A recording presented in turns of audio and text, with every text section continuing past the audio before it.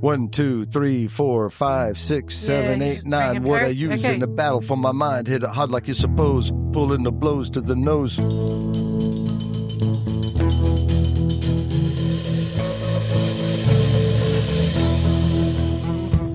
Hey there! Welcome to Motorcycles and Misfits!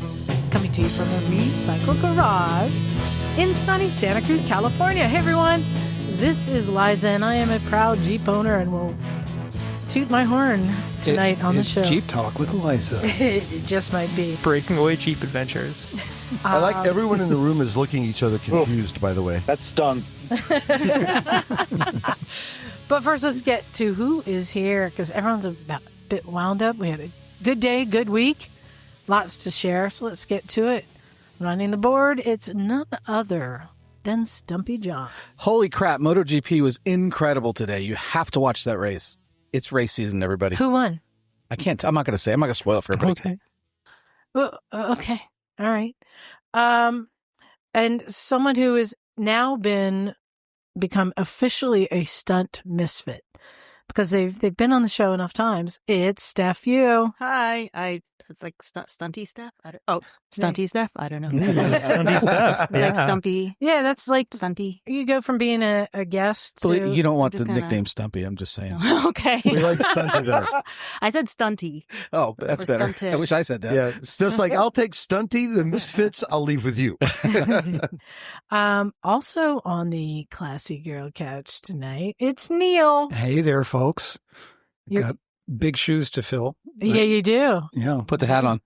Oh, yeah. oh yes. Oh, No, you know what? I'm not Styling in that shirt, though. I'm going to honor the hat. yeah, nice shirt. Yeah. Going around the room, looking awesome in that. Well, you showed up on with a scooter skirt on, basically. Yeah. Every time you wear a skirt on an underbone motorcycle, I guess it's a scooter skirt, right? Yeah. Yeah, it's Scottie. Hey. Warm weather scooter skirt, It's not so the cold lovely. weather with It's so lovely out. It is lovely. And then, of course, my favorite person in the world. You feel like, oh no, No, what's like, coming? is there somebody What's coming? behind me? What? It just makes you Not nervous me. when I compliment you. It's Naked Jim. Hey, great to be here. Here in lovely company, in lovely weather. Yeah, it's riding season. But we're not done yet because, of course, joining us from hopefully sunny Velveeta, Oregon, it's Bagel. Oh, it is sunny and beautiful up here. Looking forward to enjoying the springtime now that I will have a lot more time on my hands. Lost my job this week, unfortunately. Yep. Fuck So the I man. might be looking into that career change a little sooner than anticipated. We'll see what happens here. I recommend it. All the Yeah. stress is gone. Yes. I think it's time for a scooter trip. Go find your spirit scooter animal and take a couple of week road trip. It's tempting, but all the paycheck is gone too, and that's a problem. So working on some things. So we'll see how things shake out. And joining us all the way from, is it sunny Arizona? Santa Fe, New Mexico. for It's fuck's the sakes. other. God damn it! I don't know. It's not the other. It's the only. I mean, it's like the oldest city capital, isn't it? Something like that. It's breaking away, Matt. What's up, Hey, dude? my dog has diarrhea. Oh, What's up? It's really beautiful here. That could be the best intro ever. So My dog has diarrhea and it's really beautiful here. So what is that on our scratch and sniff odorama? Okay, I'm gonna get control real quick before it goes awry. Before somebody scores bingo. I just wanted to share it. So, good day in the garage. A lot of people coming over, working on stuff. The KZ 400 came back. Raven is putting the time into that thing, though. She did drain a lot of gas out of it. Was it a petcock problem or The fueling petcock issue? had gotten clogged, and so This is your from the rust KZ in the tank. 400. Yep, What year is and- that, like 83? 75. 75. And then we got that all cleaned out, and she took off. Neil helped a lot. And then she called me. She's like, the battery died. I'm like, battery didn't die. It's a brand new battery. And we already confirmed the recharge system. So I went and found her on the route home. And I was on my scooter. I just did the old foot on the foot peg. And I pushed her all the way home and put a read on the battery. It's like 12.4 volts. So something happened on her way home that has cut all the power, just gone. gone. But she did say that after all of that, she forgot to turn the petcock back to on and rode with it on off, ran out of gas, stopped to kickstart it, and then the power went out. So I just said, take the tank off, go through all the wires. See ya. Go through all the wires. Wow. Okay. Get right on that.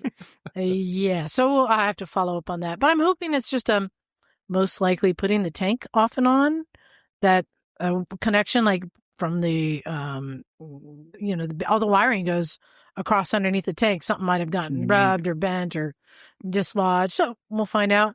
And then on my 690 at the rally, it was overheating. And so I pulled the fan and confirmed, hooked it up to battery, confirmed it worked, and confirmed the fuses are good. And then Neil helped me today kind of confirm the fan temperature switch. Yeah. That goes into the radiator.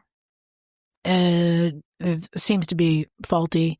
I ordered one for $10. There you go. So you did check fluid levels. Yep. Yeah. Fluid levels are okay. Yeah, good. So hopefully that'll be done. And then Steph's got a bike with another problem. It's a gremlin. A gremlin. I don't know. Fuel injected BMW. Yep. That we have confirmed is getting not enough gas. That seems to be what it is. Spark plug looked a little lean. Spark plug was lean, and when it's bogging, we sent like Henry and Charlie out to really like flog it, and you get up to the high RPMs and it peters out. So I had them check to see, is it clutch slippage, in which case it would rev up but lose power. That's not it. It bogged, and it'll do it in any gear. And How many miles are on the bike? About 16,000. Oh, so it's not not that much. Yeah, not too many. And so it's just so fun at the garage when you get all these different people, just Henry and Neil, and who else was helping you? You had a whole bunch of people over there. Yeah. It was nice. Just out of curiosity, I had a thought. Have you listened to the fuel pump to kind of get an idea of what it sounds like when you turn the bike on? I can hear it turn on. Okay, it doesn't and it sound sounds like it's normal. Like it sounds as it did. We took out the injector and kind of like checked that. It's doing its little spritzy thing. I think Henry thought it was a little weak. I bet it's an injector. That's my. So, I have a theory that what's before the injector? The fuel filter? Yes. And these are in the tank. Yeah. Good. And if you get bad gas, it can clog up. I had that happen to my KTM. Or dust. But it's only doing it in high revs, right? Yeah, well, no one needs a lot of Henry fuel. feels like it's like bogging a bit. Sure. Yeah. Yes. It could be 30% clogged, and you would only notice it at the top. And that comes before the fuel injector. Yep. So that's going to be the next step. Matt, why are you laughing so much? He just sent me a picture. Yeah, I got the same one. You guys are idiots. That's why. So, but it's an aerial Foursquare. Well, the thing I love is in the garage, everyone getting together and kind of helping each other and figuring stuff out. Why is it purple? I don't get it. Yeah, that's what I don't. Yeah, okay. So, but yeah, you get everyone helping each other out and then just working together, much like the rally, where there was a lot of that happening. So all of us here were at the rally, which, Matt, are we calling this one a success? I would say not only that, we're like on board for the next 4, 5, 6, 7 volumes. I mean, wow. I've already talked to Hollister Hills about how long I can reserve out so we can really start going for the ideal dates. It felt great. It was much different than the first two in its own unique way, which I thought was great, but we had a lot of the return successes from before. I don't know. What did you think? I think I had a lot of proud moments. Seeing Jim doing like challenge course with people, seeing Doug taking people up on trails, seeing Scottie bring a group of smiling people back, seeing Charlie, like all of the Misfits all kind of take on groups of people and like make sure that they have a fun adventure. And I couldn't be prouder because I don't have to worry about it. Because everyone here just kind of takes a bunch of people and just takes off and plays and make sure they have a fun time. And I'm just so proud of our group that everyone has different things to contribute. Would you agree? Oh, absolutely. I will say there was one glaring hole. Emma. Yeah, poor Emma was sick. She's not feeling well, yeah. Oh. Yeah. Really missed her. I tried to make That was up a for loss it for sure. by going, ooh, every now and then. What was great this time was we were able to kind of spread out the responsibilities more. So I feel like everybody had time to have fun. And even when they were quote unquote working or like leading a ride or John was taking pictures, like everybody had responsibilities, but there was so much open time to do what you wanted. And I personally felt like I had more time to do stuff and connect with people and take people on rides. And that was a lot of fun. I wanted to share an email that came in and this is something that surprised me because I thought we would have heard these stories around the campfire, but apparently things happened. I don't know if you heard this one yet, but this one came from Mark. He says, "Hello, Misfits. I just wanted to say I had a great time at the Misfits Rally. I could only make it on Saturday, but it was worth it. I did the intermediate off-road ride with Doug as our trail master, and it was nice to ride with a group of skilled riders. I live in San Jose, so I visit Hollister Hills often. I would say I've been going there since I was a teenager, probably around 40 years now. I have seen plenty of critters there, wild boar, deer, raccoons, and even cows. The one thing I've never seen there are rattlesnakes. Not until that day. We came across 2 in one day. Both times Doug and the group stopped and got them off the trail with sticks so that they wouldn't get run over. Once again, thanks for a great day of riding." What? They had 2 rattlesnake encounters? I don't know if I heard that either. I didn't hear it either. Look, there's a picture of them moving a rattlesnake with a stick. Well, not better if you find it. Let's move it with a stick. Although we moved a rattlesnake with a Sure. stick. A long stick. How else would you want to move a rattlesnake around? Teeth? Just kick it with your boot. It's fine. I just love that was such a non-event to them. No one even mentioned it at the campfire. That's a good sized little thing, too. I know, right? My word. Well, the weather was such that, because I've seen snakes out there before, but never rattlesnake. But it was a sunning kind of weather. It was like springs in the air. Yeah. They come out, they lay on the trails because it's warm. Yeah. You kind of have to watch them. And the park was busy, dude, but not crowded.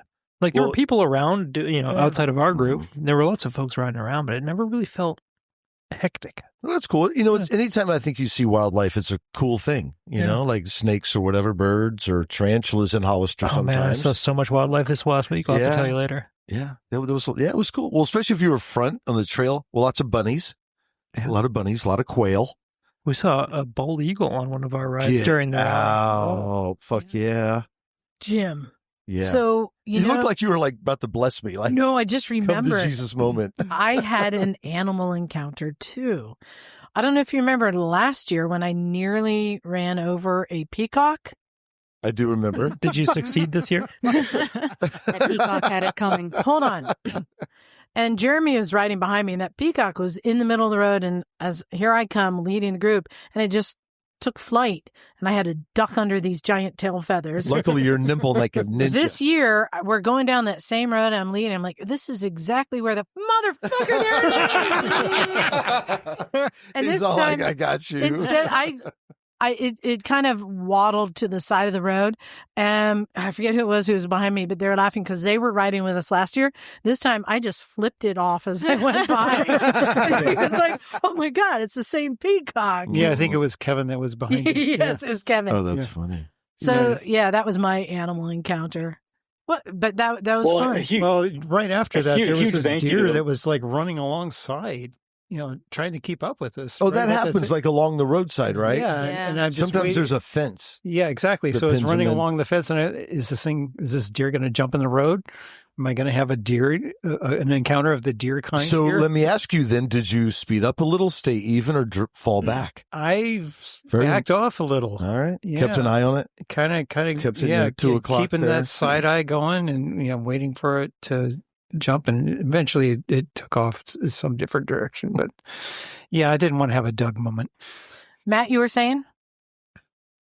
I just wanted to point out, you mentioned the people at the front. I really want to point out the ride leaders, some of them for 3 years in a row. Scottie, you're in the room. Thank you so much. And Charlie, so much fun. And Doug, especially. I mean, the 3 of you guys I think you guys go into it like, oh, hey, we're going to go on this fun ride. But there's so much more to that. I mean, this is a real event where people are putting their time and money with us, and you're giving them the time of your life, and that's incredible. I mean, you could put that on a resume if you wanted to get out there. Well, I know Scottie makes it fun. If nothing else, John could attest probably. You're in the snow, your bike isn't working quite right, and we're still going to make this trip fun. Well, I think you have to ask a couple of people who came along with me. Well, because we have Steph and Bagel here. Yeah, Steph and Bagel. That really, and you guys were to follow me along all day. That was a In long fact, ride. I was pissed because that was a good meal. We had barbecue that night, and they wouldn't let us have seconds until you guys got back. Thank you so much. That's right. That's Thank you for waiting. Bagel's second back from that ride? Like Scottie came in triumphantly. No, Bagel, and then Bagel was awesome. It was a great one too. That was a long ride, though. That was a long ass day. Anyways, I counted 288 miles. Wow.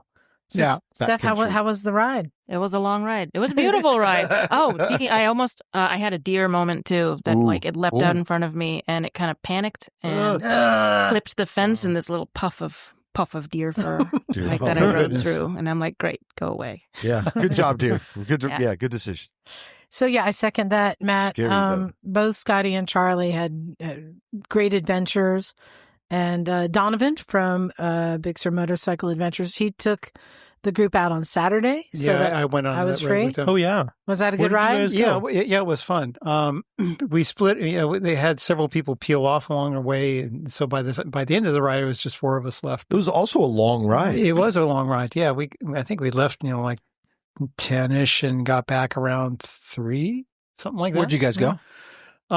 Past down Highway 25 past Pinnacles and kind of looped through King City, and then did we see you eating tacos at La Potranca, Jalisco? Probably. Oh my gosh, so good. Yeah, and I got to talk to Dave and Michelle for a while about stuff and got to know them a little better. Oh, they're on the Royal Enfields? No. Modesto.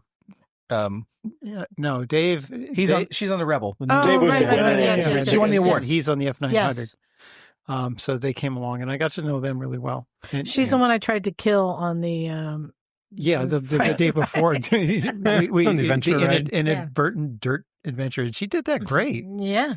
But that's how she got the award, so it worked out. Yeah.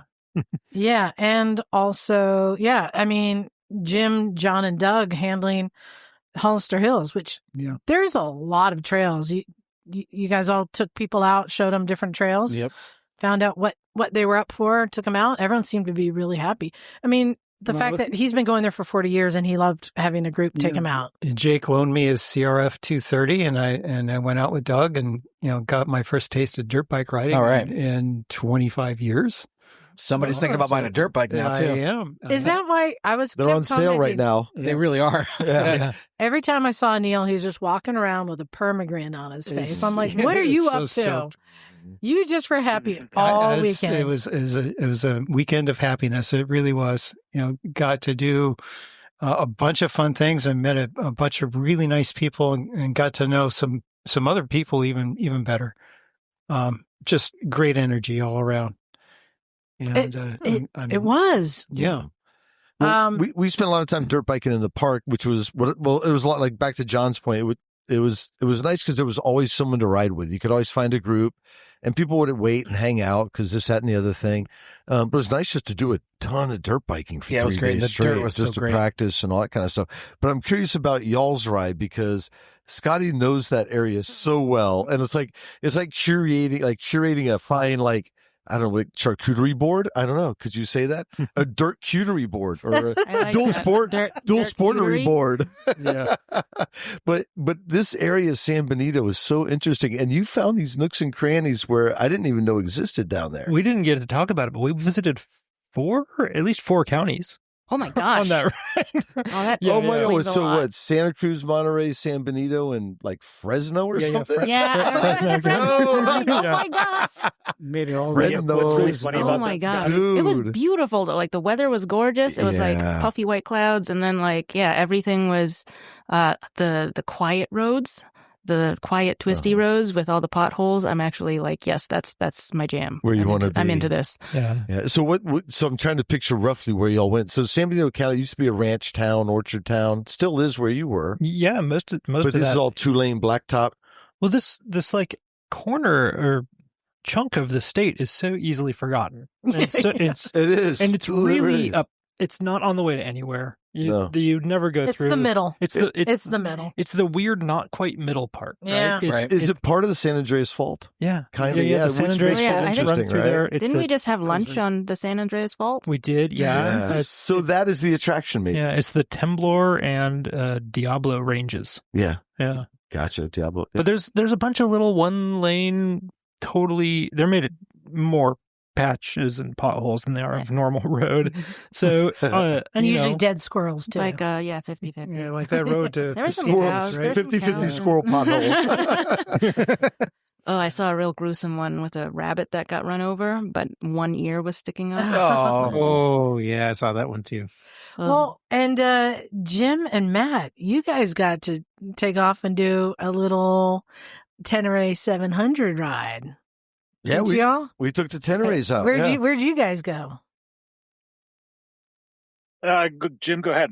Oh, well, we went on the trail. Well, we had a day planned and we were going to head out to do some exploring. But we did go pretty hard the night before, I will say. Motorcycling. And but it was fun. We want to take the Teneres out because you're there. By the And way, it's- that was the most common bike there. Well, how many was there at one point? 4 or 5, I At think? least. if you count the super generator, yeah, it was like Yeah. almost 6. Donovan had his. one. and- Andrea, Jim, and I. That's 4. And then I think one of Donovan's friends had one too, right?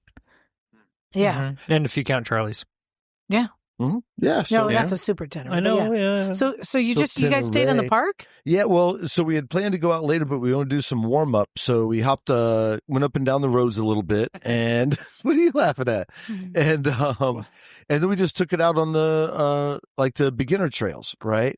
So how did they do? Well, I'll say green trails. They did great. It's like, so the Tenere, like I've said before, it's still an adventure bike. It's not it's not a dirt bike, right? It just still doesn't have the suspension travel. It's still very heavy. But it was capable. I think the benefit I had over Matt, was that I was able to dirt bike hardcore for a couple of days and really get my, your dirt biking kind of groove going. We went out and then the first trail we went on was simple except for this big long mud puddle. Yeah, that one is that one. I know the puddle you're talking about. Yeah, Matt, you know That's the the puddle? one that Jing Wei went down in.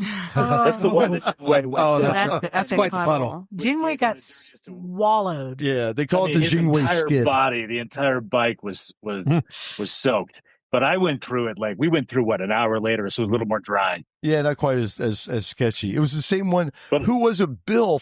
Bill goes through this thing. I'm sorry, Matt. We'll get back to it. And at the end, Bill loses it because I'm like, what happened? We kind of came up on him. ADV Motopros Bell? No, this is Bill with that CRF 300. Oh, right. Okay. Anyway, cool. He comes to the desert with us, but he lost it at the end, fishtailed for like 30 feet afterwards, and launched off into the woods like 30 feet. Like, oh my God. He went all down I did twice, was right? crash and do a somersault after it. He could have. I think he plowed that one time too by the side of the tree. I think it was the same crash. Oh, it's the same I crash. was just saying, it's how far off he went from the trail. So, but anyway, we went through it. So here comes the mud puddle. But the riding was good up until then, right, Matt? No, it was great.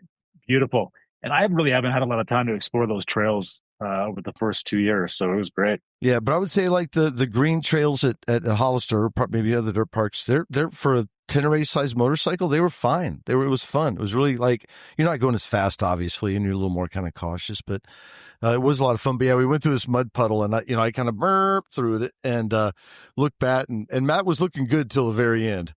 And then he looked kind of face down in the mud. Luckily, I didn't dive into it. But you popped Yes, right up it like hurt. a pro, man. I've seen you do it before. Pop up out of the mud. But yeah. Anyway, we checked Matt. We checked the bike. Everything was more or less okay, except the steering was off about 7 degrees.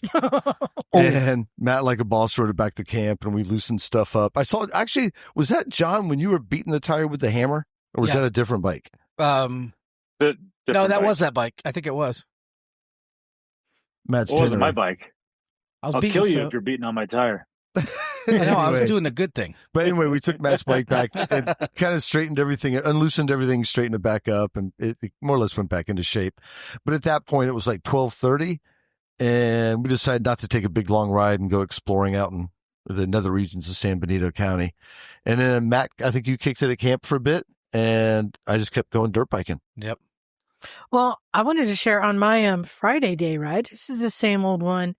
We started with the tour of the Corbin factory, which is always a pleaser. People enjoy that. And who came out to take a picture with us? Mike Corbin. Was it a Saturday? It was a Friday. Oh, okay. Oh, wow. Were they doing ride-in appointments? Yeah. Oh. Yeah. Do you remember what kind of bikes were there? Harleys. Mm-hmm. Yes. But I people were asking, as I'm, how I give the tour through the factory, and we're going through doors that say, employees only. And you're like, I'm basically an employee. And they're like, wow, do they know you here? I'm like, no, nobody knows who I am. But I'm like telling the guy, like, hey, can you squirt the foam in the thing? Let's see how it works, And then when I was telling Mike, like, hey, I really appreciate it that you just let me go through it. He goes, I go ahead. He's like, he loves for people to walk around and to see how they're doing everything. And then, but for me, the bigger celebrity is when we ended the ride at Gizditch Pie, and none other than Mrs. Gizditch came out and took a photo with us. Nice. That was exciting. She's like, have you seen my broom? She's like, she's been there since 1952. Oh, wow. Wow. Yeah. Built an empire on pie. Built an empire A on pie-pyre. pie. An empire. Ah. Betty Lou used to take the little school kids there for field trips, and Yeah. so they could play in the sandbox and have fun. So she remembers that place too. Yeah. And we got lucky with the weather this year. Both Matt and I were sweating beforehand because we had a couple of days of rain. We had like a week of rain. Yeah. Yeah. It was looking a bit touch and go. Yeah. And then it magically stopped. And Matt, you were like, I don't know. And what did I say? It's all going to be fine. It'll make good dirt. It'll make good dirt. Yeah. It'll But make I'm also good in Santa Fe where it's like 35 degrees. Well, it's pouring cats and dogs out there. Yeah. Wow. It did make for good dirt, though. Oh. 2 days of drying out, it was perfect. Mm-hmm. And I can't believe I've been going to Hollister Hills how long now? And I didn't know that Fault Line is named Fault Line because it's on a fault line and that there's two different types of dirt in the park. Yeah. The big fault line. Depending upon which side of the park you're riding on. Totally different side of the dirt. Totally different dirt. Mm-hmm. That's kind of a pretty cool feature. Isn't it? Yeah. That's awesome. I know. I didn't know that. And while you guys were out having fun on your Teneres and you all were out doing your long ride to oblivion, wherever you go, I had my own fun. And something that I think might need to be added to the whole rally.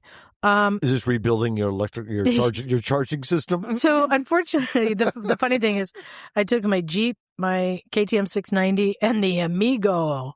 And the Amigo's the only thing that wasn't broken. That thing is just, It's a cockroach. It's special. So I will say I did get poison oak on the mini bike trail. That mini bike trail was Yeah, sketchy. stay away from that. The poison oak. Dude, that mini bike trail was good. Yeah, it was Oh fun. my Yeah, word. I that was did it, such but a I threw my blast. shirt away afterwards. But I had a lot of fun because the Jeep, the alternator gone It crap. was the regulator and the alternator. Yeah. Well, the Reg Rec, so it was overcharging. I just thought you So- said that. I had a lot of fun because my alternator went to shit. Well, here's Rarely the do you hear a thing. story begin that way. A couple of the guys helped me out. We went and bought an alternator that was not exactly right, had a wrong pulley, wrong different stuff.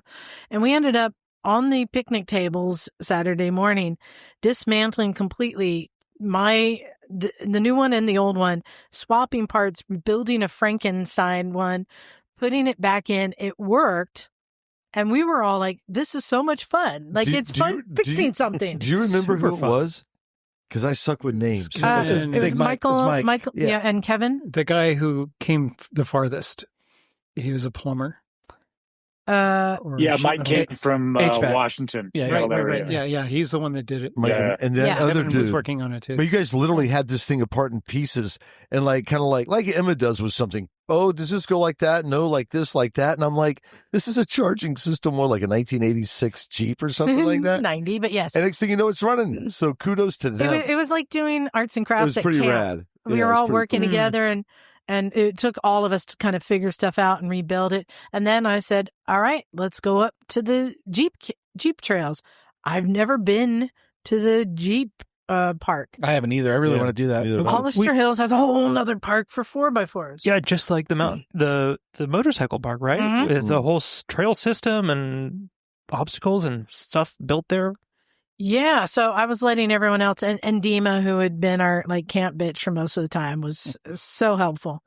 Took them all up there and let them all take turns driving. We spent 45 minutes, an hour. Did you let Dima drive? Yeah, everyone got to I bet drive. they loved that. Doing different trails, and then we found all these side playgrounds, and we're driving over pipes, through pipes. We did a teeter-totter. We did stairs. Yeah. Like big culvert pipes? A giant culvert pipe big enough to drive through, Cool. and we also drove over it. Oh, fun. You know, sketch.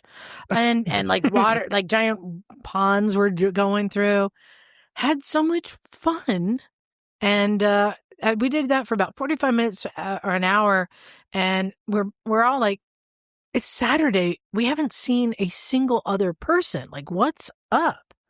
How weird. We got the whole park to ourselves. And then we finally made it to the parking lot at the entrance. We had been just at the entrance. Oh, really? For an hour. Oh, my exploring everything. There's so many different features. Well, think about if you come into Hollister Hills and you're seeing all these tracks and trails, and then you finally get to the campgrounds at the back, and you're like, oh, this is where it's look at all this. Yeah. Yeah. And so, and then Matt put us in a ditch. Oh. Okay. Well, you put in the driver's seat of your Jeep. I'm going to do donuts, and I got us right out of the ditch. What's a Jeep for if not going in and out of a ditch? Right? Matt was having fun. You were just trying to slide those rear wheels around, doing donuts. Backing it in. Yeah, backing it in. Kevin and Matt, or Kevin and Mike, those guys were great. They're great camp guys. Kind of remind me of Scott Nelson. Just great guys to have around a camp. Always good for a conversation and just to shoot the shit with. They were super solid, like everybody there, but they were super chill. And then literally watching them work on the Jeep they were like, this is great. This is fun. Well, that's what I'm saying. They didn't go out on any of the day rides. They stayed and worked with me, but we had fun. Mm-hmm. And I'm like, maybe we need to bring something in pieces, and then everyone gets to build it over the weekend. And probably Bagel will always have some C90 or something in pieces. Yeah, we didn't get that. We didn't get your Trail 70 running. Yeah, we kind of ran out of time for that, but we had fun. Yeah, so the Jeep, and then I let other people. Matt, didn't you take it again up? Did you take it up to the Jeep trails? No, I just went to donuts on the main road and then came back down. I just left. I just left the key in it. Let people take it out because it was fun. But I wanted to check and see what was a memorable thing that each of you a good memory from the rally. What was something that you really enjoyed? For me, it was fixing the Jeep and then letting people use it. That was really fun. And being able to drive home. You guys have a favorite memory from the weekend? Pie and dirt. Can't top that. All in the same mouthful. Could be. I thought the award ceremony was a lot of fun. Giving all the awards to different people for different, things. Yeah. Speaking of awards, so was it Craig Zilla that got the best crash? He did, yeah. He had an epic crash. Oh, dude, I saw Superman. All I know, in telling the story, there was a point at which he was spread eagle. Yep. So I'm like, you win. After jumping off a picnic table. Yeah. Right. On his motorcycle, not just him jumping off one, but he rode the motorcycle off of a picnic table. So that's awesome. The tire I was beating on his, I think. Oh, it could have been his. It was his. That's right, because he broke the plastics too. Yep. But he did pretty much flying, spreading. And Craig he's not a small guy. He's got a wingspan. Yeah. Totally. Yeah, the awards were fun. Matt and I were just rolling them out, bum, bum, bum, bum, bum. But those trophies that we had all been making in the garage. My favorite trophy moments were, and they were well done to you and Emma and everybody else that glued them together. Was that there were 2 helmet trophies? Oh yeah, and people the award winners were wearing their helmets all night, and it was so cool. They're heavy, too. Okay, so can I speak to that? So this was my favorite part. I mean, it's kind of a two thing, right? I get to see all my friends again. We get to ride and hang out. But from an event perspective, we want to see it grow in multiple ways. And every year we always have at least one person that ends up coming that don't know us from a hole in the wall and just end up having a great time. And I'm not necessarily we're changing their lives or anything. Well, people from last year maybe have sent emails saying we did, but that's cool.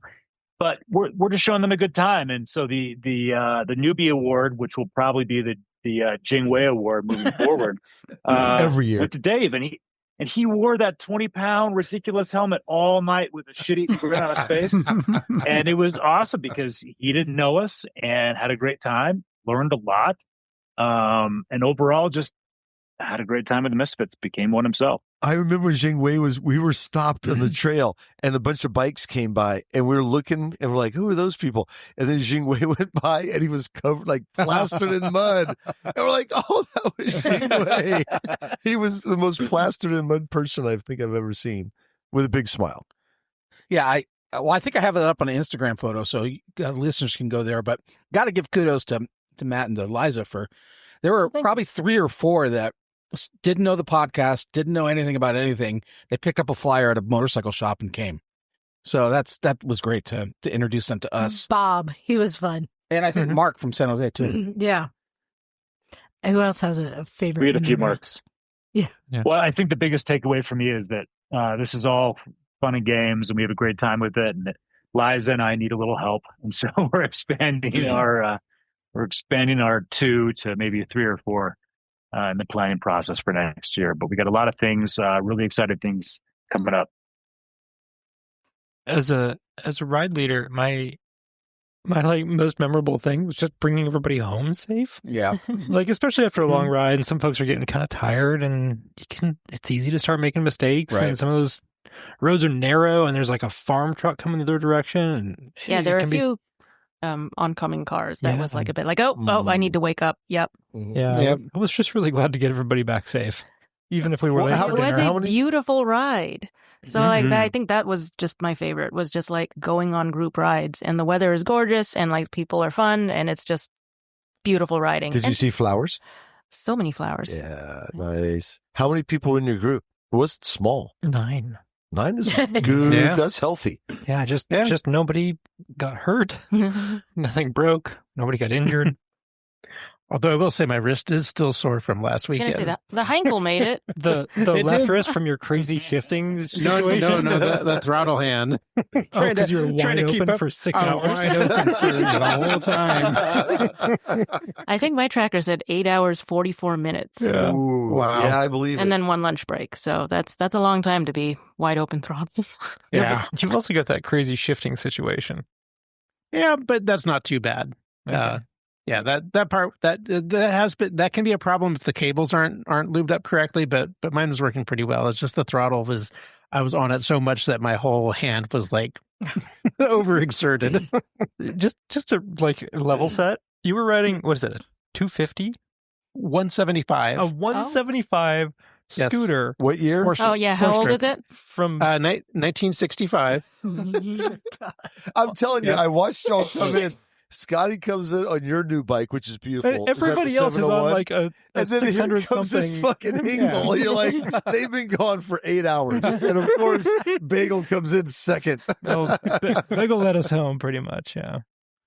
I love it. Well, and I wanted to give a shout out to Bill Edgar from ADV Moto Pros. Yeah, he was cool. He was great. Who was giving private lessons to people. Mhm. And there was quite a few people got some lessons. Matt, yeah, it was worth it for everyone. Yeah, I think so. We have some bugs to work out in the ability to sign people up on the spot because we don't have reception much down there. But Bill was phenomenal. And I think a lot of people took away just the tips from the group classes he did in the mornings. They took those tips onto their own group rides, and it made a big difference to them. So I know the one-on-one instruction was huge. And what was really cool about that whole relationship is it just kind of grew as things do in this industry, from a friendship years back that he ended up starting his own business with ADV Moto Pros. That's Rob Day. And we had talked about getting involved together for this rally from the get-go. And by the third one, we were able to bring Bill in to represent their company. And I thought Bill's energy was amazing. Like the guy was just all smiles and so full of information or a super joke. fun to ride with. He was just, he was great. He had fun. I mean, not taking away from Brock the first year, but it was just everybody really drew to Bill. It was great. Well, and what a better way to like take lessons and then go out and apply it right there. Didn't you take a class from him unknowingly? Yes, unknowingly. Is it there? Okay, yeah. No, he was my instructor getting my ADV trainer certification. Was that in Utah or Idaho? Idaho, which was unknown to me until it was already arranged. I'm like, hey. And he saw you and was like, oh my. It's her. It's oh, her. God. I also wanted to give a shout out to Carl. Oh my gosh. I think for me, one of the highlights of our event is the food. Carl at Brother Bear Barbecue. Is that his name, Yes. Brother Bear? I just call him Brother.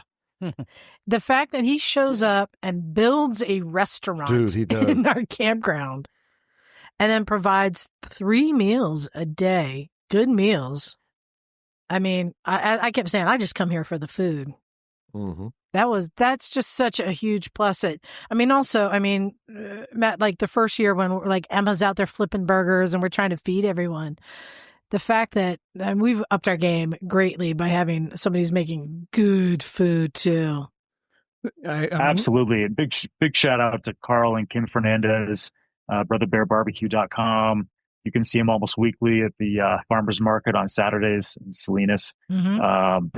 Their food just awesome. And we're already talking about next year's menu, upping our game even more. They're fantastic. The taco night. Oh my gosh, those tacos were so good. Pupusa? Do we have pupusas? Pupusa Friday? Anyway. What? No, on the Al Pastor, they put pineapple in it. Yep. Well, that's Al Pastor, yeah. Yeah, so good. And then I wanted to give a shout out to our friend Jonathan, or as I like to call him, Hot John, who did the first aid class.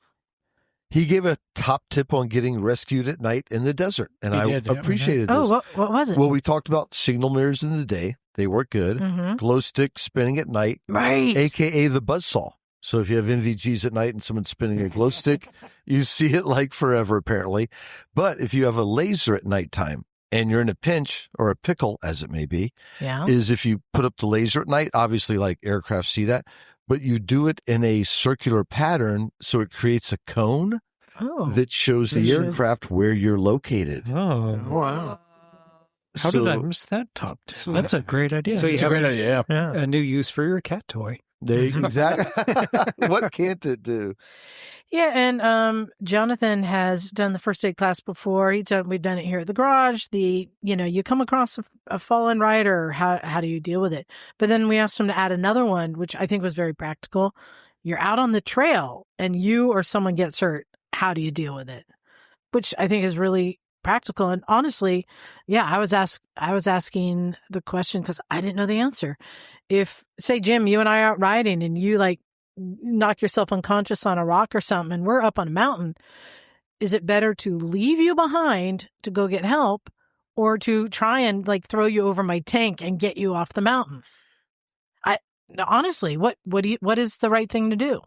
Press your Garmin in reach and call in the professionals and stick around. Well, like we talked about, in the backcountry, you're not putting someone unconscious on your motorcycle and going anywhere. Why not? Well, take 200 pounds of flour and exactly. Yeah, throw it on the bike and then ride through the sand. One of the things that he talked about a few times is like, don't make it worse. Yeah, don't make it worse. Don't add yourself to the victim list. Oh. Yeah. So he spent a lot of time talking about scene safety, and my better half was on ski patrol, and that was one of the things she did wildlife or wilderness first responder courses and this kind of thing. And guaranteeing scene safety is like one of the first things you need to do, because you don't want another car or motorcycle plowing into you. Like when she was doing ski patrol, you don't want another skier plowing into you while you're dealing with somebody on the slope. So that all is very good, solid advice. Is you got to take care of yourself and not be the victim. become a victim in the process of trying to help somebody else. Not adding to the problem. Which I think if I was trying to ride with any one of you thrown over the tank, it would be a problem. It'd be really hard to do. Yeah. I see this as a challenge for next week. Okay, well, how about this, right? Well, we rolled up on Sean of the ditch. Yeah. Could you have thrown Sean of the ditch? Would we have thought it was a good idea to pull him out of the ditch, semi-conscious, where he was unconscious? No, but we were close enough. Okay, that's not a good example because there were 3 of us, so 2 to stay with him, me to go get help. Well, I'm just saying, if it was just you, and we were close enough to help. Just tie a rope around his foot and drag him. Well, no, because it's just his leg. It's okay. No, but if it was up on one of the trails where you can't get a 4-wheeled vehicle up. Well, did he ever answer the question? What do you do? I was packing. I missed that part. So you're just asking so that you can find out. Yeah, I know. Okay. No, but I think it's good questions. Jonathan was great to have, and he's like real life stuff. So yeah, he's good. Yeah. Well, tourniquet. We all got to do tourniquet practice. Yeah. We all got to get arms numbed and numb other people's arms. I know. That was I got fun. to do the demo. He's like, okay, 30 seconds before I pass out. I'm like, you should just lay down right now because I am not going to get this on you that fast.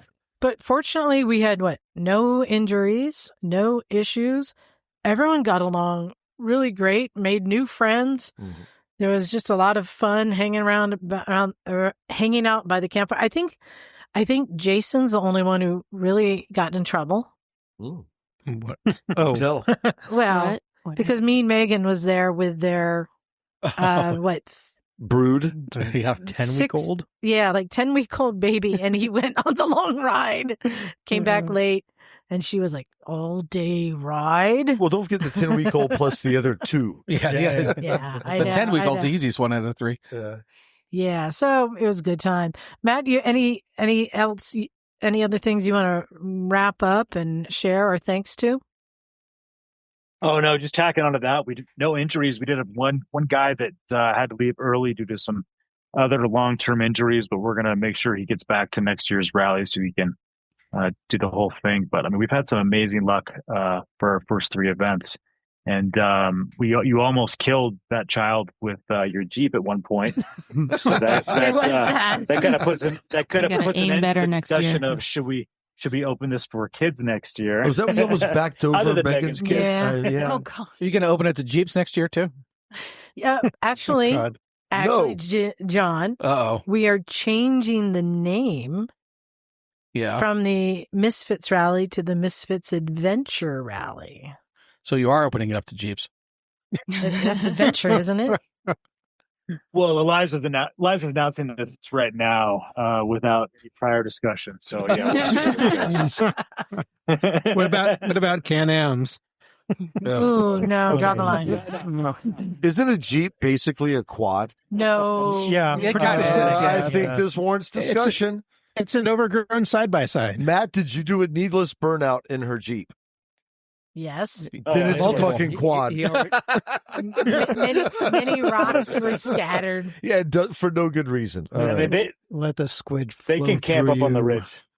Oh, I want to give one last shout out to Hollister Hills. Oh yeah. They cheers. take care of us there. And we had a problem with the clogged sink. They sent someone over. I mean, Michelle got trapped in the bathroom. Oh yeah. You're like, problem with a Forgot clogged about that. sink. I'm like, what about the woman trapped in the bathroom? No, Michelle. I forget what her name. No, was it Michelle? It was Michelle. Bernadette, Brigitte. What is it? I should know. I was showering next to her when she got locked in. Yes. Anyway, great time. The only complaint that I have is I hate camping. Nothing to do with the rally. Yeah. I just hate camping. Not your jam. Thankfully, John came to my rescue because somehow in all the stuff I packed, I forgot the base to my cot. Mm-hmm. And so my first plan was to go buy a cot, but they didn't have one at Target. So they had air mattresses that were too low. So I bought 2. That was my brilliant plan. Good plan. Spend like $100 on a couple air mattresses, stack them, and it just became like the most unsteady jello. And you try and get on it, it would just like topple one way or the other. But fortunately, I traded John one of the air mattresses for his cot, and then there was someone else who didn't have a cot or anything. He took the air mattress. Everyone was happy. Yeah, he was stoked. Oh, yeah, exactly. But, you know, I noticed there's a lot of different camp setups. You know, you get some people show up. Well, Steph, you got the van. Mm-hmm. Yeah, this is like glamping. This is Bob, I live there. Yeah, Bob showed up in the trailer, rolled out the AstroTurf in front, like the whole setup. Mm-hmm. Some people just show up in the bare minimum, and like people like Neil, you just showed up on your bike, right? I did, but you brought my tent and sleeping bag down, but I did, but you probably could have packed it on. And so I wanted to talk a bit about moto camping because some people just showed up. Well, that was a giant tent. That was a 4-person tent that I had. I could have brought a small one. I want to talk about moto camping because a lot of y'all do moto camping. I hate it. It's miserable to me, but y'all seem to like it. And you've kind of really figured out how to, like, the bare necessities that you can pack on a bike and go moto camping. I also feel this is something that a lot of new riders aspire to do. Oh, sure. Yeah, it's pretty easy to get excited about it when you see things like Long Way Round or something like that. Although that's a different sort of idea, but the idea of like going somewhere and having an adventure and camping and figuring it out along the way. Yeah, absolutely. So I wanted to find out from y'all, like, what are like the key things that you pack on your bike from moto camping? What are the key necessities? And also, what is that one thing you figured out that really makes your day? Like, I think for Matt, it might be what's the jet boil or something? Like, that's the dog. That's necessary. Fleshlight. Absolutely necessary. You all have figured little things out. So I wanted to go around because you all have experience and tell us about your setup and what's the thing that you can't live without that everyone should go out and buy. Who wants to go first? Well, let me back the conversation up for a second, and because I think those of that adventure enjoy this is the preparation. Right? It's like thinking about what you're going to do, nerding out on the maps and the Google or the Onyx and the or gear. the Gaia, right? And whatever you're going to do, how you're going to pack. Mm-hmm. Like I've learned so much from Scottie, not only navigation, but how to pack light, right? So I think even before the trip starts, there's cool little things that are important for you. So I'll start in that vein maybe is I love to nerd out on the computer. So we're going next week, me and Josh, thank you. Josh are going to Pine Nut Mountains, which is east of Carson City, so between 3,000 and 7,000 feet. Supposed to be beautiful high desert. So I've been nerding out on the Google and the Onyx and all these little high tech apps. So one thing I enjoy about traveling to the backcountry is just doing the research to get there. Where are you going to camp? What's the weather going to be? What might be out there? So out there's wild packs of Mustangs. Oh. Kind of cool. So you bring an extra set of reins. Yeah, exactly. Bring my spurs, and that kind of stuff. So even before like the adventure begins, to me, like the online tools to plan your adventure are kind of fun. Yeah, I can relate. I've been doing the same thing. I'm going to New York tomorrow.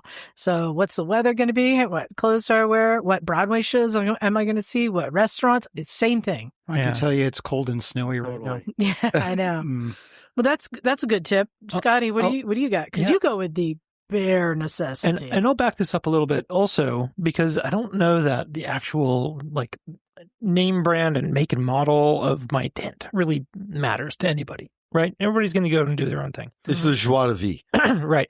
The piece that I value a lot about it is the freedom of both having a motorcycle that I enjoy riding, having a good time with it, and the ability to set up camp and be self-sufficient wherever I happen to find myself. Is it a sense of freedom? Very much a sense of freedom. Yeah. And to make those two things kind of fit together, for my own personal desires, it's having the least amount of stuff that is packed smallest and get the weight distribution as far forward and low as I can so that the motorcycle doesn't ride weird. Yeah. It would be really easy to just put a giant bag, like a huge... a giant loop. Yeah, well, or no, I'm thinking like just a big duffel sack across the seat behind you, right? Yeah. And send it and have a great time. And you could absolutely do that. You'd probably have a lovely time. It'd be a heck of an adventure. And if that's where you're at, go for it. For myself, I want the bike to ride like it would if it didn't have a ton of stuff on it. Right, like my Africa Twin compared to your Honda 650. Right, that one time, yeah. Where yours is a true adventure bike. Well, because you can actually adventure on it. I'll happily make that argument, but that's not the topic right now. True.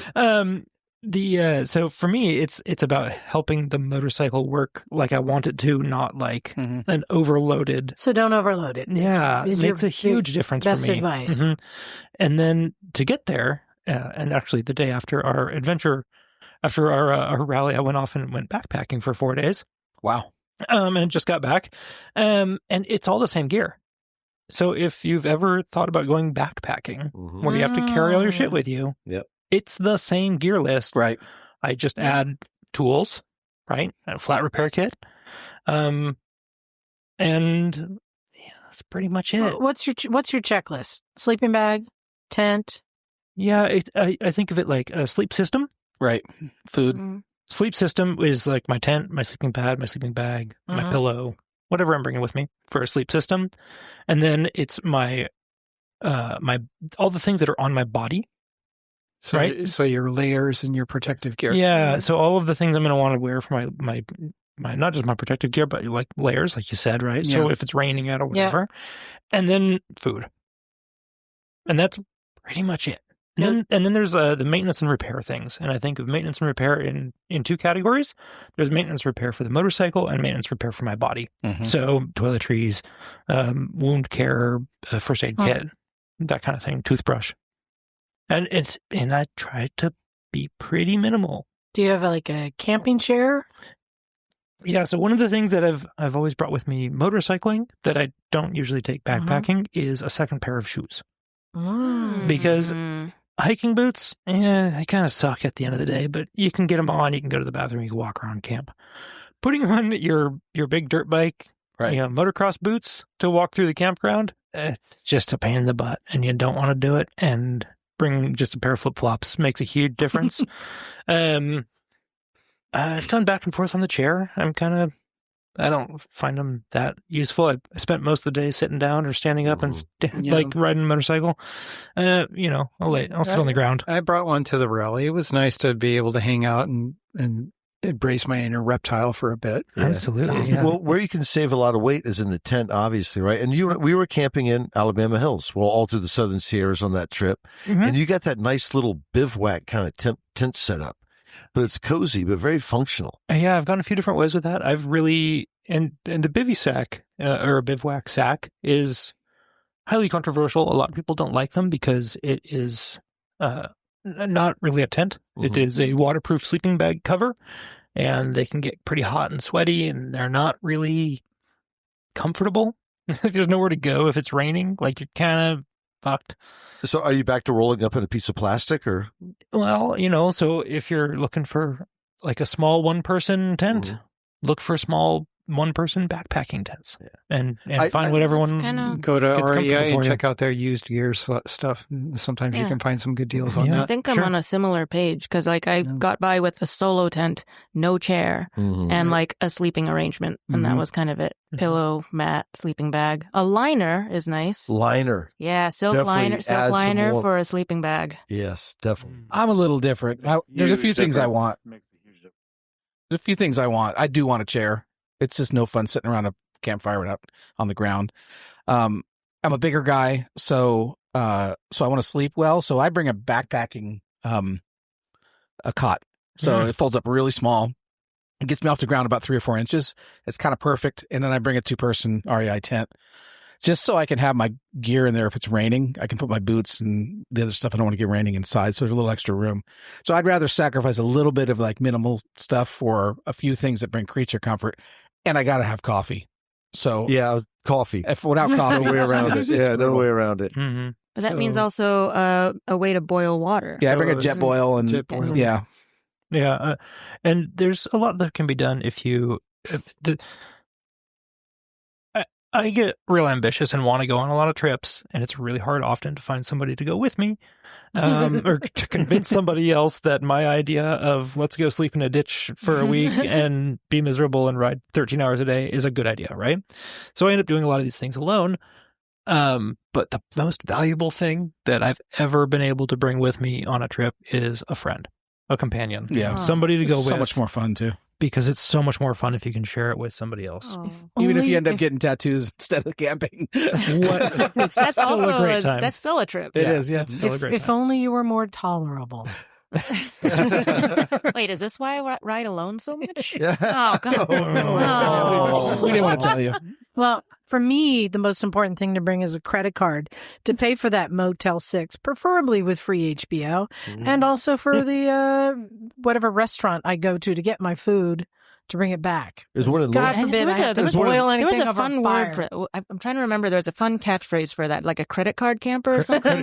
Credit card touring. Yeah. Yeah. Have as many clothes, twice as much money. But now I'm curious because, like, Scottie, you ride a smaller bike. Jim, when you go out, you're taking like your little dirt bike, your 450. But Matt, for a long time, you're the GS guy. So because you're riding a bigger bike, does that mean you're carrying a lot more stuff?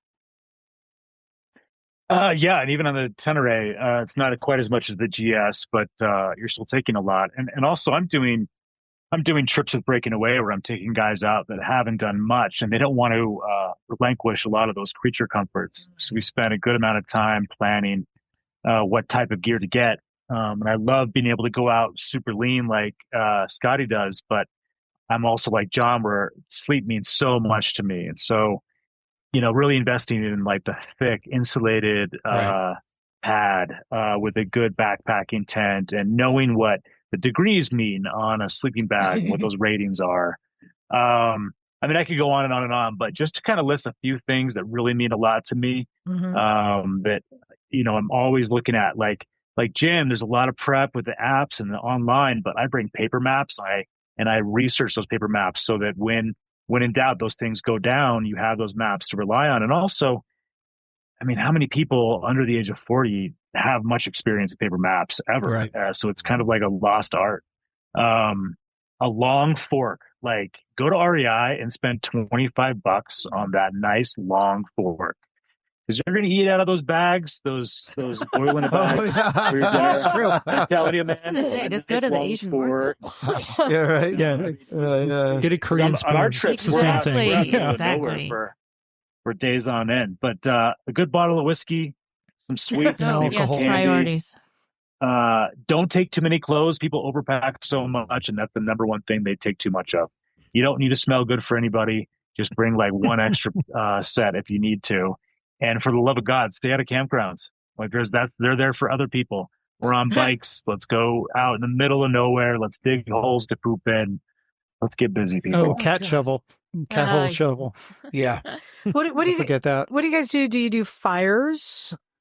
And So do you? I'm lazy. If it's legal. Depends on where you I've are. never made a fire when I camp by myself. Oh, really? I almost Yeah. never make a fire. I Really? chill in my tent with my lamp Oh man, and the last gas stop, you get a thing of wood, thing of wine or beer. That's the best part That's of true. the night campfire.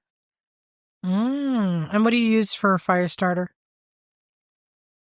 You can buy little nuggets. That's what or shredded fire starters. There's lots of options, but I will say I have been out camping where I brought like one lighter and that one lighter didn't work.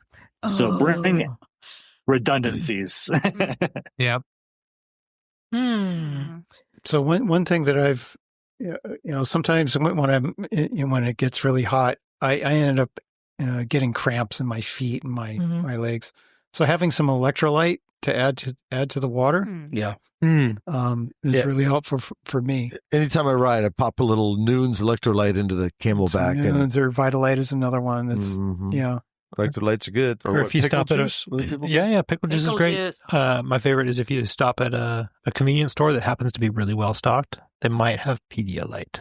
Oh yeah, Which is, I always grab it if it's there. Or at least a night banana. That's a good one. But for those of you who camp alone, like to me, like that's like to be alone in the woods and nothing to do, no TV. I'm like, Oh my God, there's so much. what is it for you? What? It's great. Well, It's like awesome. like you'll set up camp for like when I was in Idaho, right? So I took Tenere to Idaho, camped off the bike until grizzly bear territory, then fuck that. But you like, so I camped on a river, right? So if you like the outdoors, and I think if you like this dual sport adventure biking kind of camping stuff, you like being outside. It's like backpacking, but you can do like 75 miles in a day and not be exhausted, right? And sneak up on a lot of wildlife. So if you've done things correctly, I think by the time you're back at camp, say 4 or 5 o'clock, you're kind of tired. You're ready to like kick it, take your gear off, like get your little dinner going. But usually there's somewhere to hike, so in the Sierras, like if you're up at like, alpine altitude, like 8,000 feet, go for a hike, where the trees start to fade away and you can see for miles down the Sierras, or even in the desert, or in Idaho, there's a river. So you go down to the river and like literally fish are jumping out and it's like magical. So for me, when the day of riding is over, the natural beauty unfolds kind of. So that's where a couple of things come into play. So if you have layers, you can cobble together some layers that are appropriate for your hike. I mentioned shoes, having some multi-purpose shoes that can deal with that, Comfy that are shoes. compact enough that they don't. And you can just strap shoes on anywhere on the bike. Flip-flops, just carabiner them on. They fit anywhere. And then you can go to the hot springs. Oh, yeah. Then you can ride to the hot springs. Right. Scottie did take me to the glory land of hot springs in Mammoth. Yeah. Oh, I guess I didn't mention a towel, not to get too hitchhikery guide, but that is like fiber towel. Yeah, those really small packing ones. Always handy. I have a question for y'all.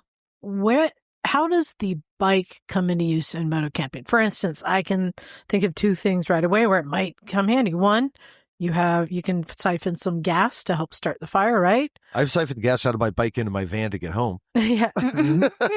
2, I've seen where people actually use the bike to put instead of having a tent, like a tarp. Yeah, I've done that a few times. To create a lean-to using the bike. Yeah, the bike becomes like part of the structure of the tent. So do kind of a ring fly. I just use it as a drying rack. You use it as a drying rack. So what other uses does the bike come into play in moto camping? Well, if you are at a campground, it always impresses the little kids. Because you are the coolest person. Because no one else typically has a motorbike, and the kids are like, "Oh, look at that." Well, if you're rolling at night, you got a headlamp to help you lighten up your campsite so you can set up your camp. Oh, right. So, situating it to help you there. You can use the bike to charge your gizmos. You can put a USB outlet on it so you can charge your phone. I would be so afraid of getting the battery too low to start the bike, though. Well, So this is probably charge it while you're riding.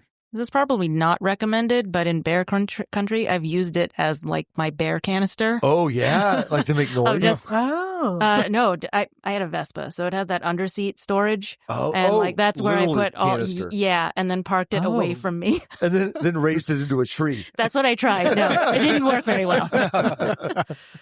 Need a couple pulleys for that. Yeah. Right? Yeah, but to your question, just watching the scenery around me. Watch the sun go down, watch the light change. Little stars at night. Any critters that happen to be running around. Yeah. I mean, I think. Yeah, I just really like the calmness. If you can go away from people and it's nice and quiet, and let's say it's like, a shoulder season, so the sun sets early, and it's like, oh, what do you do after dark? I've never been bored. I'm either like, just like a little camp light and reading, like, you feel like a kid under your blanket reading your book, or like I've already pre-downloaded some episodes, so I'll just watch an episode and then I'll go out at night and go for a pee and admire the stars. The stars are always best at dark 30 p time. Yeah. Right? I don't know what it is. My God, it's always so bright. Well, the reason I was asking about how the bike is incorporated in, because I wanted to ask everyone what they think is the ultimate moto camping bike. Like for me, and this is, I know we go there a lot, but it seems like the KLR is perfect for this because it can get you anywhere. But you can load a lot of stuff on a KLR. You can pack a lot of stuff on it. But I wanted to give the scenario before you guys answer this. I'm going to say the scenario is... So Matt's got a comment. Yeah. The scenario is my hand's just on a wall. That the road to get to where you're going, this can be off in the desert, whatever, but it is a road that, let's say, a Toyota Corolla could do. It's like tracks. Not anything gnarly that you have to go up that only a bike could do, not a car. So it doesn't have to be a specific type of Like bike a that can fire only road. do that terrain. A Like fire a fire road. road. So for like fire road, going off camping on your own, what do you guys think is the ultimate moto camping bike? CT125.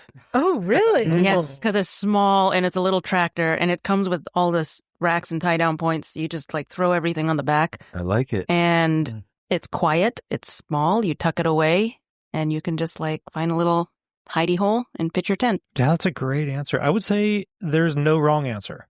Yeah, it's whatever bike you got. Whatever like you that. happen to have. It's such a small footprint. Yeah. It's, which is like lovely. And hardly uses any gas, so it has good range. Yeah, too. you can get pretty far. If you're patient, you can go very far. Neil, what do you think is the most ultimate moto camping bike? Well, I'll give you my absurd answer first. Yeah. Gold wing with a trailer. Now, is this I'd like to see a it. camping trailer? Yeah, sounds okay. It's a teardrop trailer, right? Yeah. I have to go with the KLR. I think, with that rear rack kind of allows you to really pile on a lot of stuff. And it's got a nice wide flat seat, so you can do even more piling on. And it's got that huge gas tank, 6-gallon gas tank. So good range. So it has all those pluses. The other reason I say the KLR is to me, a camping is a budget vacation, and the KLR is the budget bike that goes with it, you know? Well, and I have a soft spot for the KLR. It was the first new street bike I ever bought. So Yeah, I love my KLR. John, I know that. What do you think is the ultimate moto camping bike? It depends on the kind of camping. I guess you did outline that. I love the KLR, but how do you beat a GS, really? Especially if you're just doing fire roads, it's kind of the perfect. Yeah. Is it 17 or 18-inch front wheel on a GS? Matt? I think it's an 18. It's a 19. Yeah. Oh, it's okay. So it's good size front 19 wheel. on mine. So do you agree, Yeah, Matt? Is that the ultimate moto camping bike? I've done like 50,000 miles on my GS in the off-road camping. It's been incredible. And what's great is that it handles so well in all types of terrain. Yeah, and the thing is, you can't have everything. And until they have like a 200-pound bike be able to go that distance and carry everything with it, you're going to always sacrifice something. And I think just the comfortability and all the different ride modes, it's an incredible bike. But I'm getting used to the Tenere, and I love camping off of that thing. So Scottie's answer is the right answer with an asterisk that you can't always sling things over any bike, and you can't really get a lot of bikes off-road. So yeah, I think a Hayabusa is the wrong answer. Just throw some knobbies on it. It'll be fine. But a Ninja 250 might be the right answer. Yeah, I'd say, speaking to not just our friends here, but anybody who might be listening to our conversation, is that just starting with what you've got is the right place to start. I'm so behind that. Yeah. It's just it might be bike. overloaded. It might be uncomfortable. Just starting with where you're at is the right place to start. Now let's go for the predictable answer. Bagel, what is the best moto camping bike you can get? Well, if you're angling for a moto camping scooter, that's a good question, and I'm sure it depends on what type of roads you need to get on to get there. There's the Honda ADV 150, which is the obvious choice, right? If they're lower speed roads, I suppose Yamaha Zuma would do pretty good because of the big knobby tires that they typically have, and right? the milk crate on the back. Sure, they come with a milk crate, right? Yeah. But honestly, you could probably get most places with a vintage Vespa, or a Stella, or a Buddy.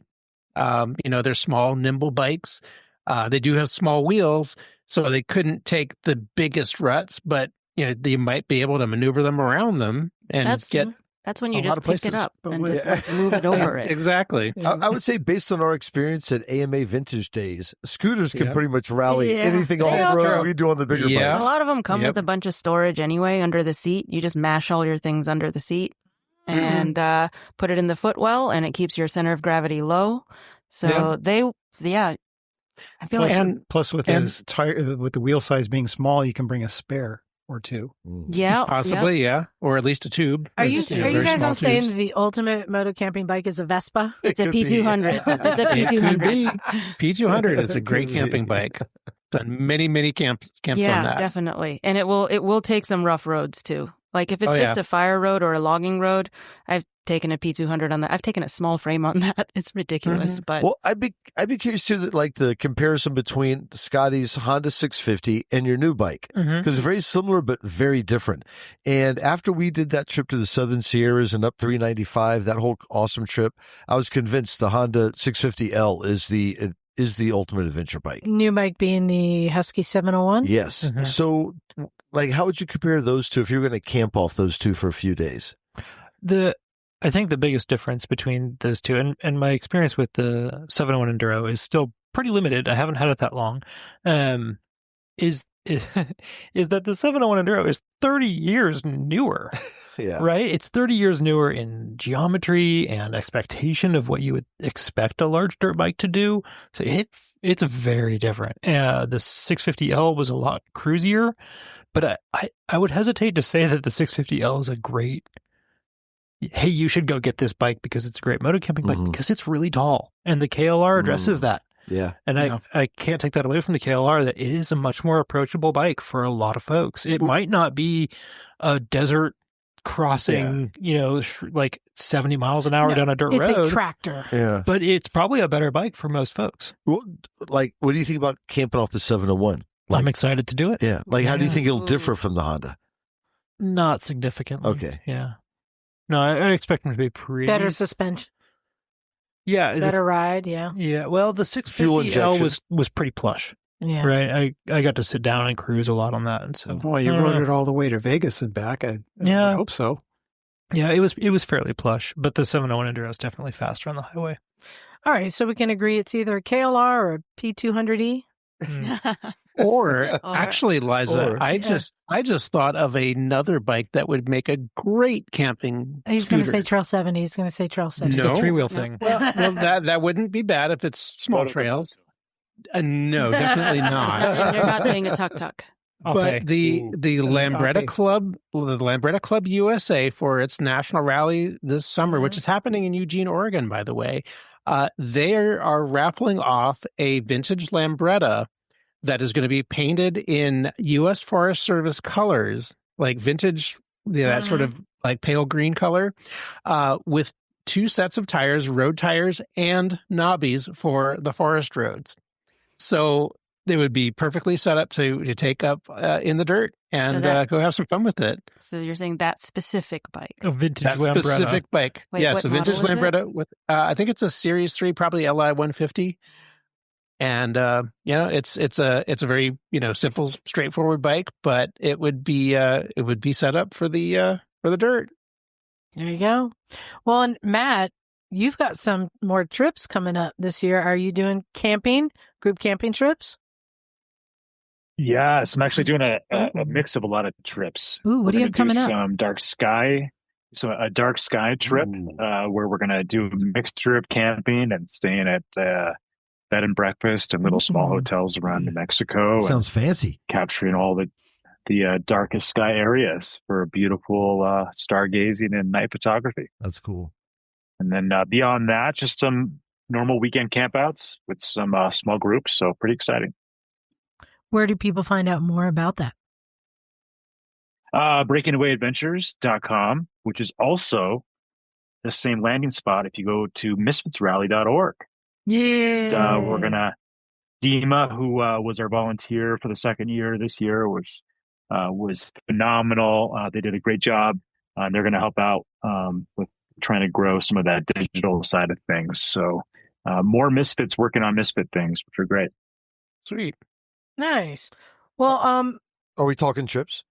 Oh yeah, you got a trip to mention? Well, we do. So Do John, Scottie, are you making this one in May? Yeah, I am. Okay, so in May, Misfits again. Take note. I'm heading out. I'm listening. We're heading out to Nevada. So this is going to be May 15, 16, 17, 18, give or take, any part of that. And so we're not sure exactly where we're going. So it could be a place called Pine Nut Mountain, Nevada, which is east of Carson City, or which will be new, or it could be where John and I have been before, is Moon Rocks, Nevada. Again, high desert. This is in between Reno and Pyramid Lake. So if anyone's interested in doing some dirt bike camping, like we're talking about, So this is more dirt bike than adventure bike, right? Well, it could be both. We're going to be on dirt bikes, but if you brought an ADV bike, there's riding to be had. You just might kind of be by yourself. Yeah.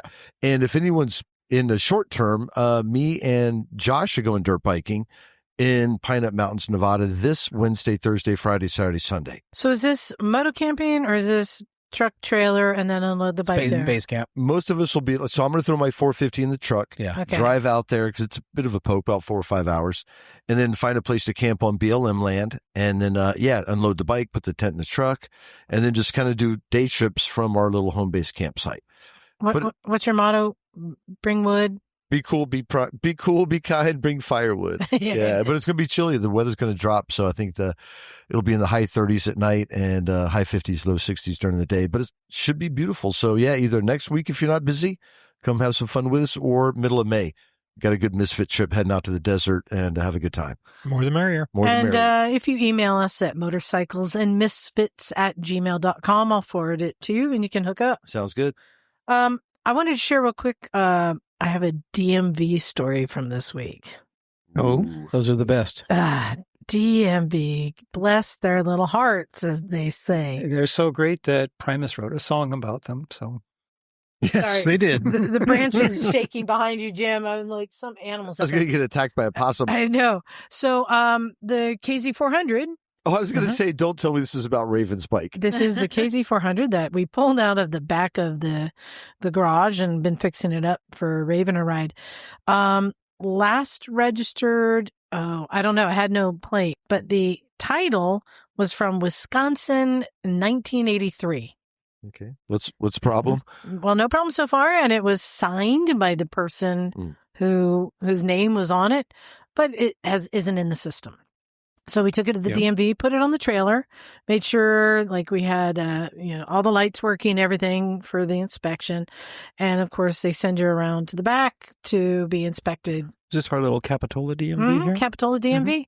So we go around back, and a little while later, a woman comes out with her clipboard, and she's got her notepad or her sheet. She's filling something out. We give her this old title, right?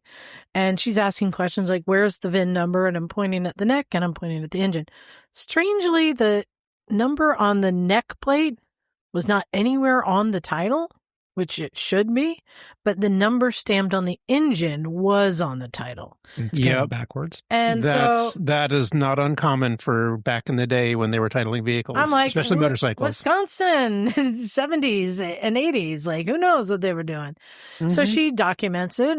And California used to do that too all the time as well. So it's not like California doesn't know about that. So at least one of the numbers match. So I'm thinking we're good. That's good, yeah. And so then they send you back in to go get in line again, to get a number, to talk to someone. And the first thing you do is you got to talk to a guy who's going to go through your paperwork and make sure you have everything before they even give you a number to see. This is the guy right at the end. Right at the end. I love that guy. His energy is so good. We also had. He is good, yeah. Bagel was nice enough to collect a 1975 vintage California plate that apparently. Oh, you got to go, Jim? All right, see ya.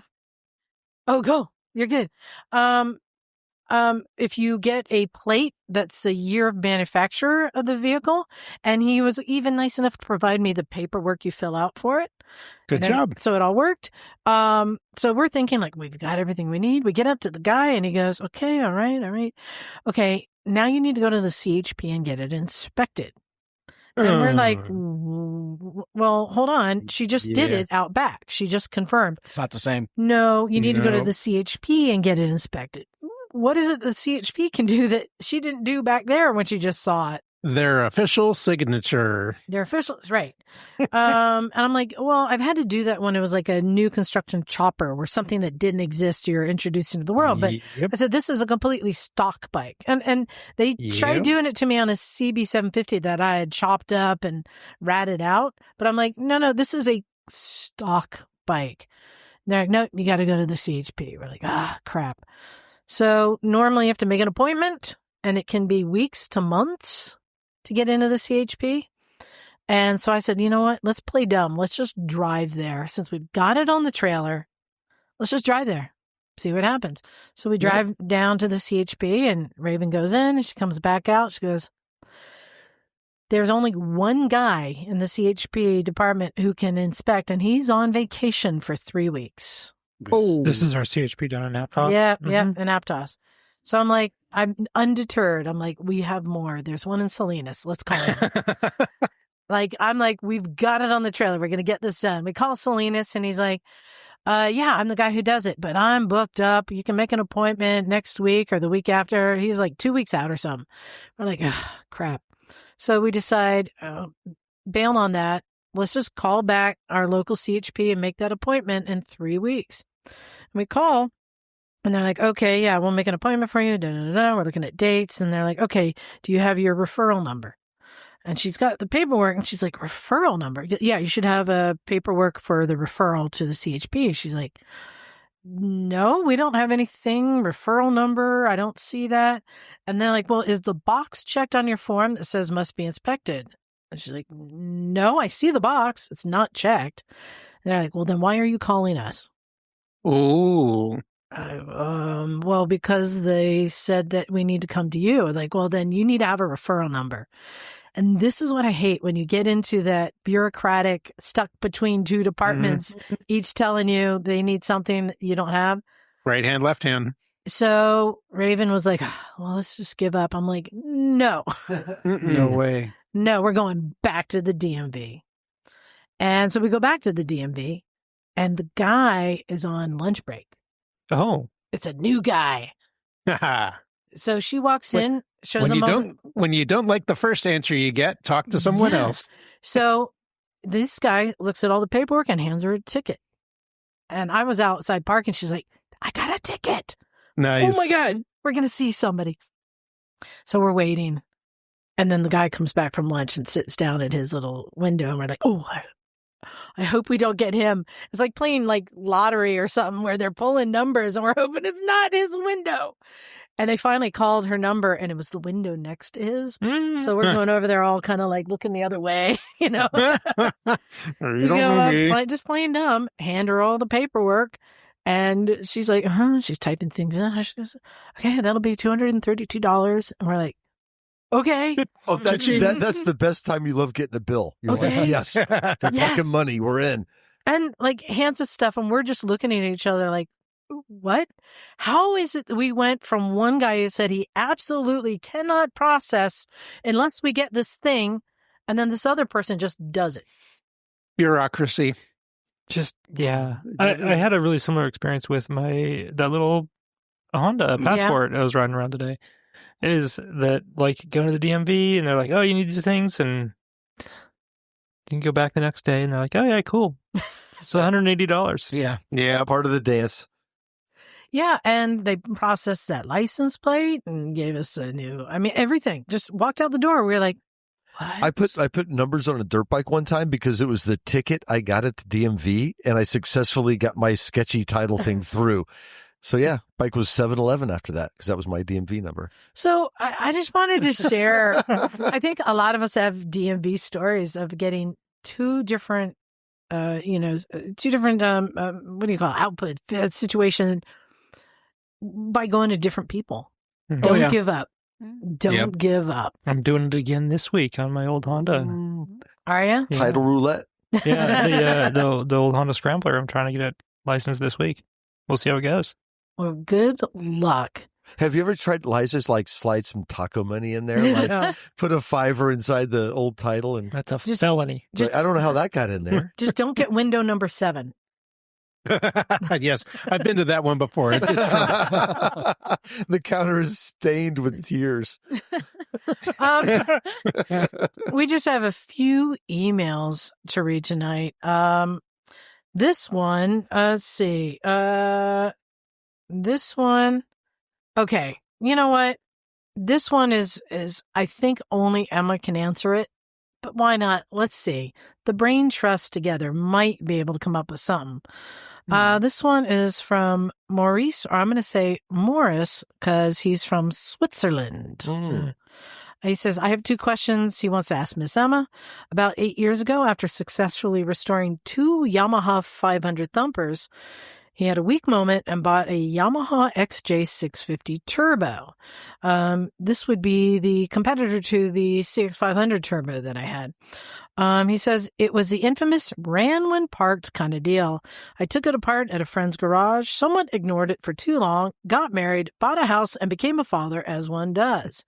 Well, recently I found new motivation to take on my project. As I opened the valve cover and removed the camshafts, I found grooves in the shaft bearings. My first question is now, can these be saved, or will I have to replace the entire head, aka set fire to the bike? I've attached some photos for viewing pleasure. The second question is, how would you go about it if you had to source carb diaphragms for carbs that were only used in a not very well selling turbo bike over 40 years ago? They've been unused for at least 13 years, so I kind of don't trust them. Or can I use the old ones as long as there are no holes? Thanks in advance for whatever happy or sad news you might have. Yeah. All right. I see this all the time. All right. Camshafts. Who's got experience with grooves in the shaft bearings? Well, that sounds like a lubrication failure issue. So Yeah. if he's seeing a top end oiling problem, there's probably other oiling problems going on. Yeah, clogged passages or something. So that would be a teardown? Yeah. Because you got to get Most to the oil likely. pump right in the bottom end. Yeah. Yep. And those bearings need to be replaced too, right? If they're grooved. Yes. Yeah. So you got to Yeah. wonder what the oil pump looks And, like. right. And if the camshaft itself is damaged, that might need to be replaced. Unless it's minor enough it could be resurfaced. I don't know, but I don't know if you could do bearing inserts on a head like that. I don't know. My kind of inclination is, do you have to set fire to the bike? No. Do you want it to run perfectly or just okay? Or just run. You Yeah. just run. That's the difference. I mean, for an old bike like this, and having ridden my CX500 Turbo, it's fun, kinda. Yeah. Making it run perfect is not going to make it any more fun. It's already kind of old technology. It spools up and it's hard to slow down once you're spooling turbo up. lag on a bike. The turbo lag. I mean, I think do the best you can, but as you said, make sure it's not going to get worse. Bagel, what do you think? well, yeah. I mean, I think if it's running and it's rideable, enjoy it. But I wanted to respond to his question about the diaphragms and diaphragms. the carbs. That's a potentially bike stopping issue, because if those diaphragms are no longer available, you can't find them, and those tear. What are you going to do? I mean, you could swap out with different carbs maybe, but it's not going to run the same, and you're going to have difficulty getting it set up right. But I remember our friends at Cleveland Moto have talked about the magic of wintergreen oil. So if your rubber parts are getting old and stiff and are not pliable like they should be, I've heard, and I have tried this, you soak them in wintergreen oil for at least a short period of time until they become pliable again, and then they will be nice and soft and move easily and be much less likely to tear. So if you have old parts that are starting to stiffen up, try that before you give up on them and see if that helps. My only caveat is do not leave it in the wintergreen oil for too long. If you will, it'll puff up like one of those little kids' toys that you put in the water, glass of water. It swells with the wintergreen oil? It will swell if you leave it in there for too long. Where do you get wintergreen oil, Bagel? You can order it online, like essential oil type stuff, and it smells like wintergreen. It's very pleasant. You can get them at the hippy dippy stores. Wherever you get your Is witchcraft supplies. Is this what they use to flavor double mint gum? That's twins.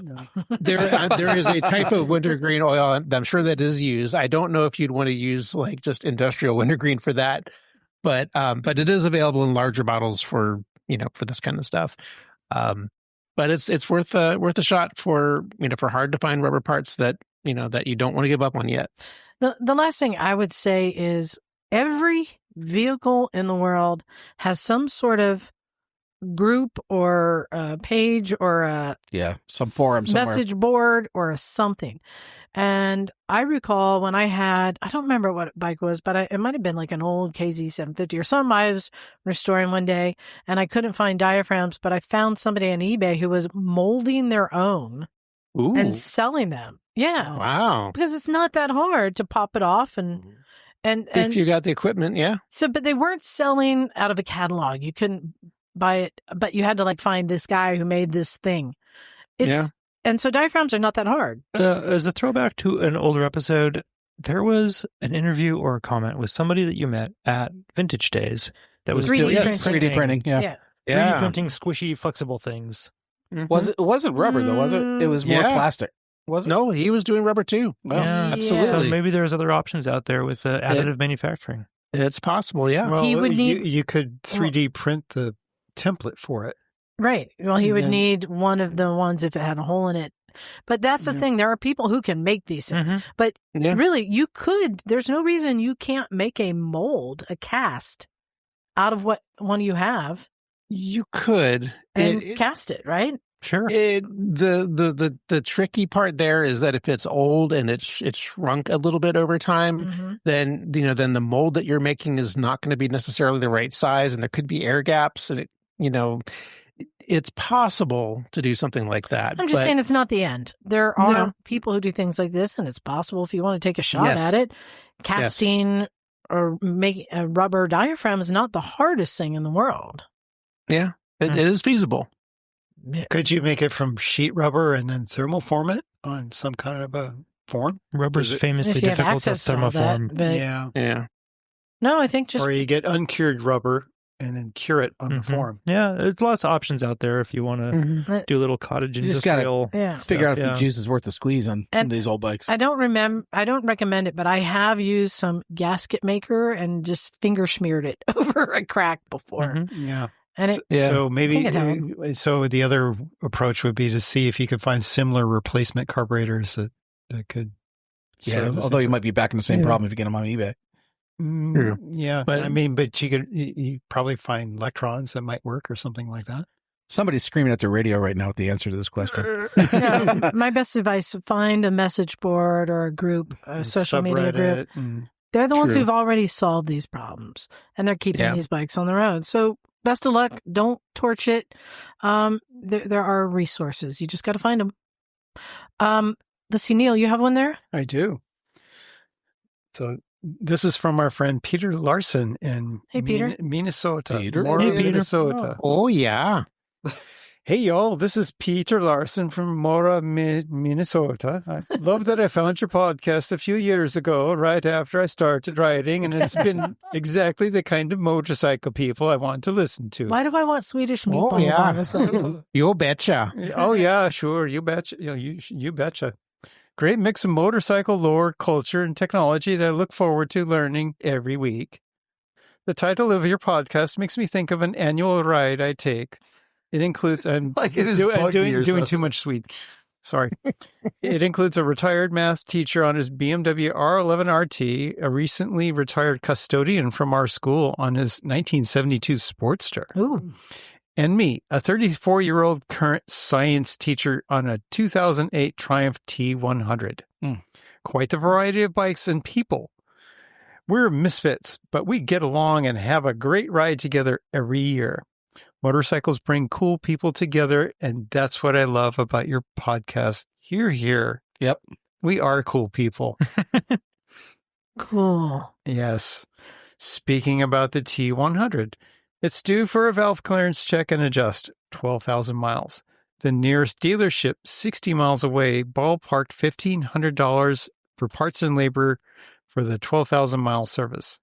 I have YouTube and am reasonably handy, though not a motorcycle mechanic by any means. Is this something that I could tackle on my own? Or do I just pony up the cash? Shall I search out another shop that might be cheaper? Mostly Harley-only shops near me might have to drive. The snow has all melted here. Going to see if I can wake the bike from its winter slumber now. Thanks for the show every week. Ordered a t-shirt today. Thank you. Nice, Peter Larson, Mora, Minnesota. P.S. Mountain bikes are fun too. Just got to know your limits, Liza. Mountain bikes are dangerous. Yeah. People get hurt on those things. I know they do. Yeah. So Mountain Peter, bikes. limits. I think your bike is probably one of the easier ones to deal with as far as valve clearance check, because it's fairly easy to get to the top of the motor. You don't have to take off a bunch of body work, just basically pull the tank. So yeah, go for it. Look at your YouTube, study it carefully, take your time while you're working at it, get an appropriate feeler gauge. I don't know if that's a screw adjuster or shim under bucket. I don't remember. What's that? I think it's a cat trying to get in through the wall. Is there a cat stuck in the wall? Oh, no. Oh my goodness. So yeah, check out the YouTube, and if it is a shim under bucket that's a little bit more involved, then if it's a screw adjuster, then it's really easy. So I don't know from what the modern T100s are like. So But it's either way, like it's it's not that big a deal. Yeah, You're probably going to be fine. yeah. It's if you're just checking the clearance, there's very little risk in that you're going to do something wrong. If you do have to start pulling camshafts and actually is that motor push rod? No, I don't think so. It's overhead cam. I think, yeah. Okay. So when you start getting into pulling cams out and taking the cam chain off, then it's a little more involved. But again, if you take your time, go step by step, and it seems like you've got the basic cognitive and mechanical ability to do that, you should be fine. Just like Scottie says. I agree. Cool.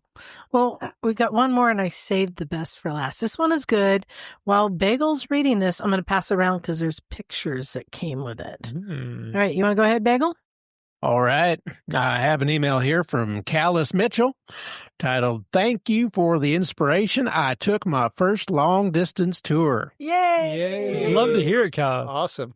He writes, "Hey gang, a few months back I wrote to y'all while debating my next project, supercharging my Triumph Thunderbird. Oh, yeah. That's right. Oh, yeah. My reasoning..." Shite are you after? Well, you better try some food idea. What's going on? Where did that come from? I don't know. That's Matt. He looks embarrassed. That's Matt. Is that your ringtone? All right. I'm going to go on mute. Anyway, my reasoning was that I wouldn't be doing much riding this year, as the roads here in western North Carolina were and still are devastated by last year's hurricane. I remember that.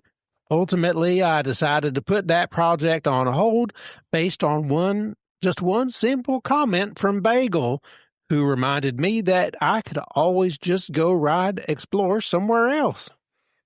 I've always had a tendency to ride somewhat close to home.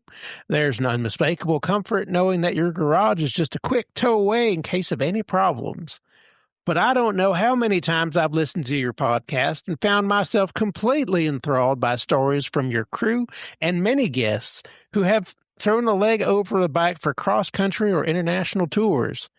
After 20 years of riding and rarely even crossing the border of a neighboring state, I decided to take a chance and finally join the club. Yay. Yeah, that's great. I knew that I couldn't just hop on the bike and go without some motivation, so I purchased VIP tickets to the recent Moto GOP round at COTA, and with the wife's blessing, committed to getting there on the bike. Nice. Oh, nice. It was the first GP I'd be attending, and making the journey on two wheels felt like a rite of passage. I've just returned home from the 2,500-mile round trip from North Carolina to Texas, and wanted to thank you all for providing the insight and inspiration that made this trip possible. I took my time and rode around 350 miles per day, camping along the way, and had an amazing trip. Thank you, Bagel, for the subtle nudge to make this happen. Oh. You're very welcome, Callus. Thank you, Liza, for always pushing the live to ride mantra. Woo, yeah. I plan my longer midday stops around enticing restaurant menus, and it made all the difference in keeping me going. Oh, you're welcome. And thank you, Naked Jim, for the general attitude of sometimes you just got to get out there and do it. Woohoo! And you did it. I will probably never ride dirt, but when it comes to stepping into the unknown and pushing your own limits, it's your voice that I heard in the back of my head. Oh, very nice. Fortune favors the bold. And thank you, Emma, for all of the maintenance tips. I can't begin to tell you how many little quirks I had to address with this bike before taking the trip. I knew I had the tools I needed for roadside repairs in case anything came up, but I went out there confident that my machine would keep going. Nice. And I don't know who said it first, but in the days leading up to the trip, when the nerves about leaving my family behind for a couple of weeks kicked in, I just reminded myself that there are some things we do to add years to our lives and other things we do to add life to our years. Nice. You guys rock. Thanks for making a real biker out of me. Nice. Well, that is awesome. Isn't that awesome? That's beautiful. I'm so glad to hear that you ventured out there and had an awesome ride. That is fantastic to hear. Yeah, that is such a cool and brave thing to do. That is a huge trip from That's a huge trip from Texas. Yeah, bold. Yeah, I know. And there's something cool about pulling up to a motorcycle event on a motorcycle. Yeah, right. With a plate from a different state. Yeah, that's a cool thing to do. Yeah. Nice. Well, congratulations on doing that, and I hope we continue to encourage other people to step out of their comfort zone and go further, go farther, well, go he faster. could find dirt and do the Transamerica Trail all the way to the West Coast. Yeah, there you go. Well, I think real quick though, he made a really great point that we kind of glossed over is that he was moto camping. Yep. He was moto camping. Yeah. And that is totally cool. Yep. Very cool. Quick announcement. Some of us are going to be going up to the One Show. Yep. We're going to be there. It's May 2nd, 3rd, and we're bouncing on the 4th, but we'll be there May 2nd and 3rd. Someone else in this room besides John and I is committing to going. Ooh. In fact, 2 people have. Really? Oh, really? Yeah. Nice. That's right. Stephanie, all right. Stephanie. Nice. Lucky everybody. That means we're going to have to build our camp. Yep. Like we do. All right. It means I'm going to have to go to Walmart and buy a bunch of chairs and then just abandon them there. Got room in the van. So come on out to the One Show at the Zidell Yards in Portland, Oregon, May 2nd, 3rd, 4th, and look for us hiding somewhere in the eaves as we do. And Miss Emma will be at the Quail. So yes. Oh, yeah. When is that? Oh, yeah. The Quail is going to be on May 17th. Yeah, so drop by her booth and get a gin and tonic and give her a hug and look at the awesome motorcycles. Yeah, so that's One Show is 2 weeks. It's coming up. I can't wait. But big thanks to everyone for sending in the emails. Keep them coming. We want more. You can send them to motorcyclesandmisfits@gmail.com. And just big thanks to all the attendees of the Misfits Rally. I think we all agree, like, it's the people who come. It's just cool, chill people, right? And we have so much fun with them. And great roads. It's great people riding. first. Yeah. All the good things. And cannot forget about Patreon subscribers. We love you. So thank you so much for all the support. Shirts aren't here yet, but they're going to be shipping out any week now. They're going to be showing up. And then I turned my house into a shipping center. It'll be fun. My brother-in-law got his shirt yesterday. Oh, is that good? He loves it. Oh, good. Yeah, he's so happy. Awesome. So thank you everyone for listening. I think we're ready to get out of here. Go to Breaking Away Adventures. Check out what else Matt has going on and go moto camping with him. You're the guy. All right. Thanks, everyone. Time to get out of here. This is Liza. Stubby John. Steph. It's Neil. Scottie. Make it Jim, son. Bagel. Whoop, whoop.